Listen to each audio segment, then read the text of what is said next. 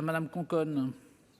Monsieur le Président, Madame la Ministre, il s'agit là encore d'adapter le droit à la réalité de nos pays dits d'outre-mer.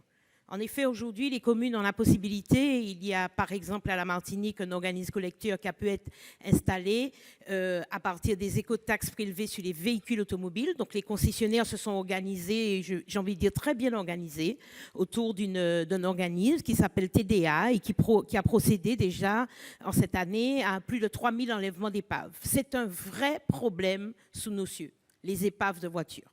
L'exiguïté du territoire fait que, quand on n'a plus besoin de sa voiture, on la dépose n'importe où. Et ce sont aujourd'hui des milliers et des milliers de voitures qui polluent ainsi notre paysage, qui créent des nuisances, accumulation d'insectes, de rats, de toute espèce de nuisibles. Et puis, bien sûr, cette détérioration de ces si beaux paysages que nous avons dans la Caraïbe. Alors, aujourd'hui, il y a des petites communes qui n'ont pas toujours les moyens de mener des procédures, qui sont longues, qui demandent de la mobilisation. Mais par contre, nous sommes très bien organisés en matière d'établissements publics de coopération intercommunale.